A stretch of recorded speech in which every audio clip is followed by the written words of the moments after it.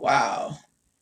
Good morning, everybody. It is Sunday. Happy Sunday morning live. This has been an ongoing tradition, though sometimes I do take breaks from Sundays. But yeah, I remember a long time ago just rambling and rambling, and sometimes I still do ramble. But it was my way of, I guess, confirming and cementing my ideas and hearing them. Not only hearing them, but speaking about them and then reading them and listening to myself.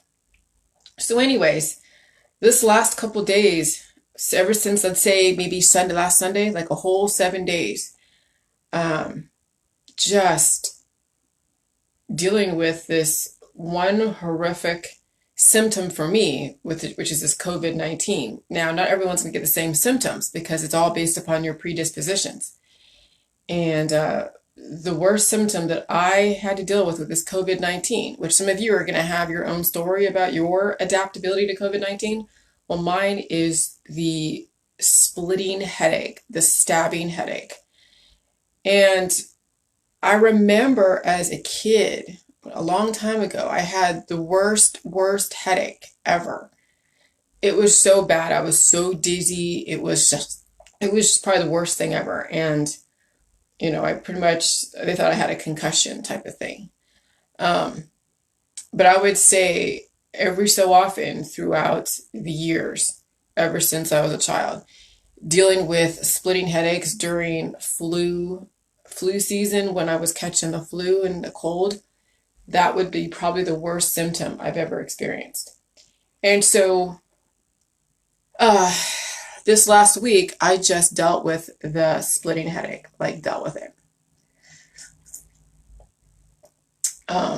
Yesterday, I was still fighting a little bit of the headache, and what I figured out what triggered. Now it's funny how you think like certain accelerants, you think that all accelerants would bring on the headaches.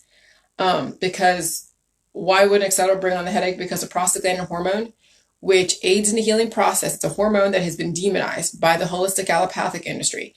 That hormone does turn on when it sees that there's an injury and it brings up inflammation, and then it lets you know that it's healing, and then yes, you're going to feel pain. And then what people do when they feel the prostaglandin hormone releasing that hormone, they will take antibiotics or anti-inflammatories and then stop the healing process. Well, no, this week I didn't do that. Now, I would say 2 out of the 7 days this week, I did take peppermint oil and water and put it on a washcloth and put it over my head for just a little bit, because I'll tell you what, the pain yesterday was better, but I took an accelerant, which was Coke. I thought I could handle a Coke, but I can drink coffee. Coffee won't bring on the prostaglandin, because why would coffee and Coke do that? Because your body is supposed to work in a specific way. It has specific uh, systems that have to work and specific processes for that day based upon the state that your body's in. So the state that my body's in right now, it's going through a healing process. It's going through an upgrade. And right now it's trying to upgrade my neurological system, which means that the prostaglandins are really at the surface in my right hemisphere. And so drinking a Coke, which is has a lot of accelerants in it, it brought up the healing process more than I really wanted to. Now, if I hadn't drank that Coke, would I have get the healing?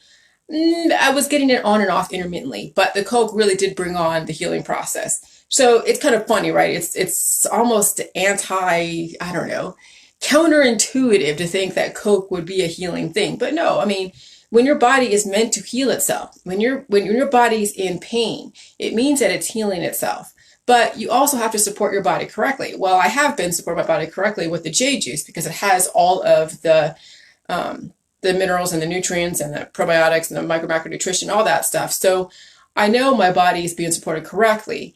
However, you know, sometimes, you do need a break from the healing process because it can be rather taxing. And when someone is in chronic pain like their whole life, it's because their body is trying to live and then the person is not giving their body what it needs. And so the whole point of J juice is, yes, is to heal and feel, but not to be in chronic pain your whole life, because that means that at some point you're going to run out of that healing hormone, which is a prostaglandin hormone, and you're just going to die. Okay, and that's why people take these really strong painkillers when they're dying, like morphine, because their body is still trying to live even on their last breath, and the body doesn't have enough of it doesn't have enough of that hormone to keep you alive, which is a prostaglandin hormone, and that's when people die. So you die from when you're pain free, is either you're dead or you're 100% well, completely uh, adapted to the atmosphere, which means that the atmosphere should not be very aggressive.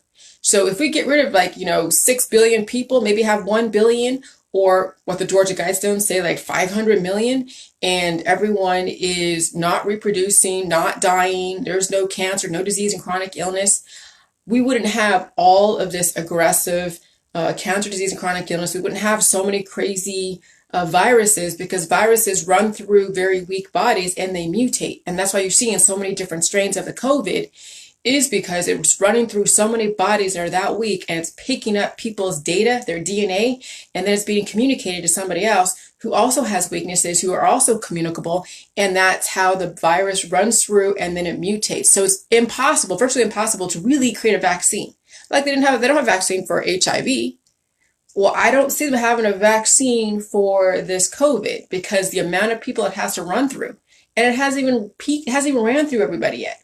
And they're saying that even if you get one strain, doesn't mean make you immune from any other strains, because you still have other strains you have to deal with, which is why I've been feeling these crazy symptoms that weren't very aggressive until this last week. For the last 2 to 3 months, ever since I'd say February, I've been feeling these interesting intermittent symptoms that were not very aggressive, but up until this week, they have not been aggressive. But I felt like I got hit by so many different bugs. And at first I thought it was the flu, but it wasn't the flu. I'm immune to the flu. No, this COVID-19 has influenced and mutated. And so that's why they can't get a vaccine figured out yet, because they can't keep up with the strains. Okay? So, until we calm down this environment, you guys are all going to have to adapt to this freaking 200, how many strains of this COVID. And I'm telling you, my symptoms was the weakness in my head. And I did experience in the beginning with the J-juice, when you're dealing with healing, an intense headache. But this is like way beyond what I was experiencing in the beginning of the J-juice. Like way beyond. And it had really had me focus on prostaglandins, and why the allopathic and holistic industry are trying to demonize it, because it is very torturous. The reason why it's torturous is because people don't give their body what it needs. The system and the allopathic holistic industry has not figured out a formula to stop reproduction, stop the death process, keep life indefinitely. So whenever your body starts degrading and you haven't supported it correctly because you have malabsorption, it's going to go into pain, because weaknesses will happen. You're going to have an imbalance in your microbiome. There's going to be new viruses in the environment, because you have people dying and people reproducing. And so it's a continuous battle for everybody that is on the reproductive trajectory and on the death trajectory. So yeah, that is why there is this constant battle against the prostaglandin hormone. And actually, it's so interesting. It's the males that have it in their prostate gland. It's in their testes. The males are the one that produces and creates that in humanity. But it's supposed to happen. I mean, because males and females, they make babies and then they create hormones. Each of them are responsible for a hormone that is being brought together through conception, and that's how a human gets created. So then what the system does, it has you worship oxytocin. So then you become pleasure seekers. Then you become, nymphomaniacs. Then you love motherhood, because it's all about that mother-child bonding experience. It's like people turn to drugs and alcohol and sex because they keep wanting to pluck that oxytocin until there's nothing left. And so I've been experiencing the complete opposite this last week. No, I mean, I did eat some. So after I had like a headache yesterday, I had a headache, and then I wasn't eating very much yesterday because I was still fighting that headache and I wasn't very hungry. And I needed to make my husband dinner because he was out fishing, and so I wanted to make sure he had dinner when he came home. And I wasn't feeling. I was sleeping all day yesterday too, and so I made some leftover steak with shrimp and chicken with some Asian sauce. It's like a stir fry. And so I ate some pieces of steak and then the headache disappeared. So that was the reason why I had that post about beef and liver for migraines, because it has a certain nutrient in there that will help migraines. But sometimes it may help people, sometimes it won't, because you have to have you got to have some kind of absorption rate to be able to handle and absorb the food supply at the maximum level, so you actually get maximum benefit from the food supply. Right now people are eating food and they're not getting maximum benefit. So taking these foods for specific things isn't always going to work, and why it's kind of like pointless when you have malabsorption going on, because you're not maximizing the benefit of the food supply because of malabsorption. So yesterday I ate that beef and like the headache disappeared, but then I was getting too cocky and I drank some Coke thinking that, oh, hey, the headache disappeared. Okay, I could drink some Coke. Headache came back on because that's a major accelerant, and it brought up the prostaglandin hormone to heal again. And I'm like, fuck. So then, hold on. And so then, which chocolate has oxytocin. That's why chocolate is revered in Valentine's Day, and it's used for dates. It's used for like Christmas, all the different holidays. And so I had some chocolate mousse that I've been like just kind of nursing, because I can't eat so much chocolate. I can't eat so much sweets all at once. And so I just had like a few bites of this chocolate mousse, and then the headache disappeared again, because now then became pleasure, right? Because it's oxytocin, it's chocolate. But it was very, very short-lived. It wasn't very long, okay? Some people do things, to manipulate their own hormones, like go and go get the O face, and I wasn't going to do that. If that I ever did that while I'm, dealing with pain, it would be very short-lived, okay? So someone gave me that idea to deal with a headache, and I'm like, when you're having to pluck your oxytocin to use as a painkiller, that also can be very addictive. And you don't want to be turning to pleasure stuff all the time to deal with pain. The reason why the pain is there is because you have a deficiency that needs to be fixed at the root cause, not to be overshadowed or what would I say? I can't even think. Jeez. It shouldn't be disguised, or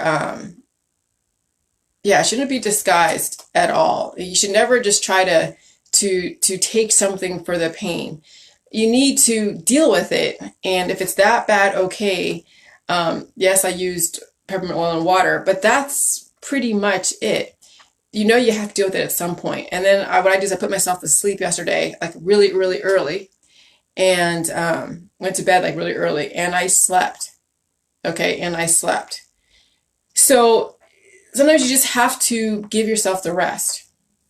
But pain is one of the biggest things that these pain clinics and research has put millions and billions of dollars in. How do you get rid of pain? And you don't. The only way to get rid of pain is either you die or you give your body what it needs at the root level, to where it fixes the weakness, to where it never has to happen again. And if it does, it's because you're upgrading to a new virus in the environment, and it won't be as bad.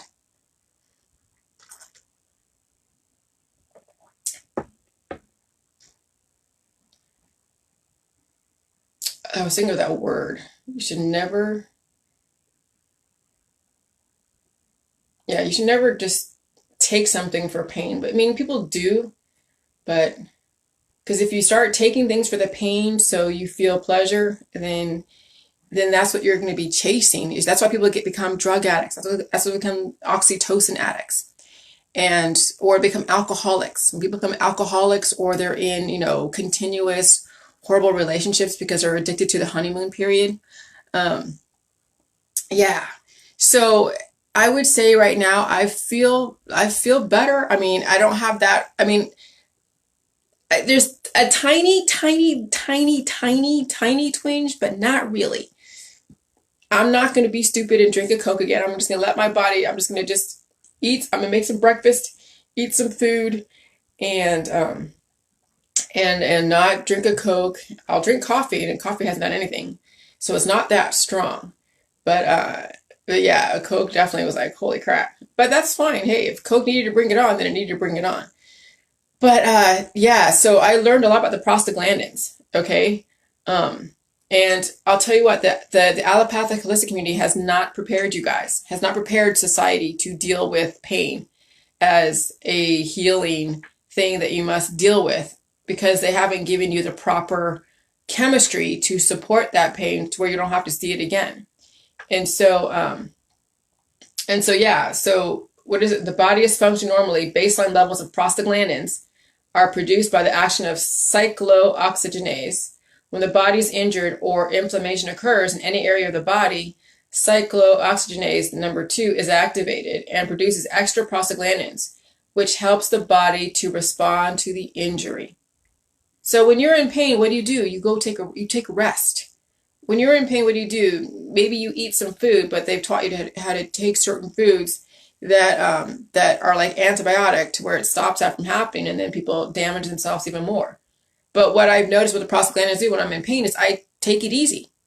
I like, what would trigger the prostaglandin to keep pumping that hormone would be like the light from my phone. So I was like looking at my phone last night. I needed to just rest and close my eyes and let my body do what it needs to do, because I've given my body what it needs for however long.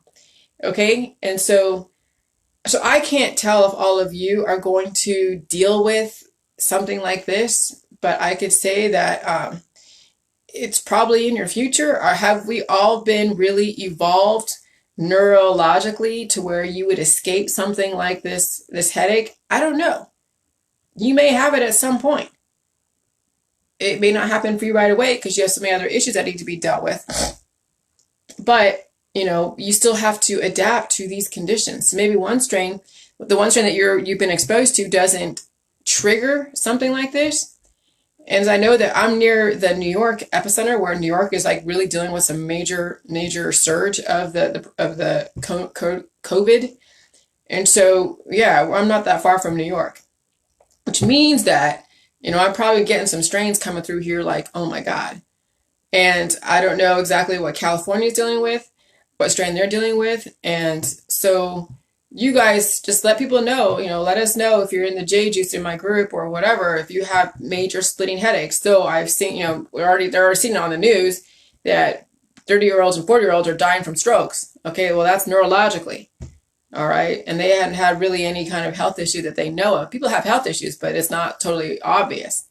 You have these kids that they look like they're regular, normal kids, from a good family, and then bam, they're on a ventilator, and then they're dead because they have predispositions that maybe they knew about, but they just never thought they would come to surface that quickly. Okay, I mean, maybe it's in their family, but they never exhibited anything to give anybody an indicator that they would be exhibiting something like that. So anyways, I'm telling you, this COVID is just. And so it made me appreciate the prostaglandin hormone. It made me appreciate just knowing that my body's working the way it's supposed to. And the war against the prostaglandins is like, feminism. It's like a pissed off woman who hates the men, is creating these drugs to suppress the prostaglandins and only bring up oxytocin, the love, the Diana. There's my dog. Okay. Hold on, sugar. Come on, Shiggy. You want to come in here? Sugar. All right. But yeah, I think the war against the prostaglandins is like feminism. Completely like feminism. And so we must worship the prostaglandin hormone and not put too much reverence to the oxytocin, the love, love, love. But you see that everywhere. Everyone's like, oh, it's all about love, love, love, love, love. And those are the feminists in a lot of ways. Those are the feminists. So, anyways, I don't get too political, but it's not about the love, love, love. Sometimes it's about the pain, pain, pain, and the prostaglandin, and males are the ones that create the healing process. And so, really, we need to give a lot of reverence to the males out there, because they've given us a way to heal the body. They're the ones that created the prostaglandins. That's in there. I mean, let's do a Google search. Let's see. Where does the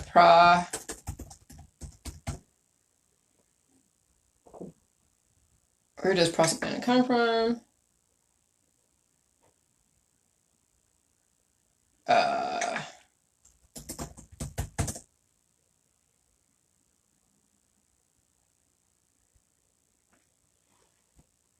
first prostaglandin to be discovered was in the semen. Hence, it gets its name from the prostate gland. See, we need to worship the males. So male worship is not a bad thing. Okay? Prostaglandin F stimulates contractions. Prostaglandins are tissue hormones. They are produced in the tissue and diffuse only a short way to other cells in the same tissue. Yeah.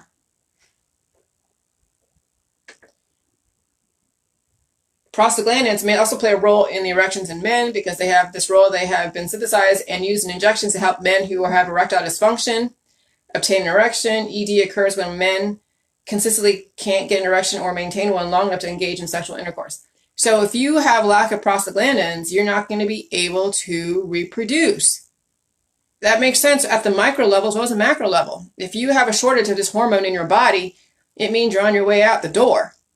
If you have ED, it means you can't reproduce at the macro level, which means that you're definitely at the micro level going to be degrading and aging and essentially going into non-existence. So that's very interesting. Prostaglandins and ED. That I didn't know. Lack of prostaglandins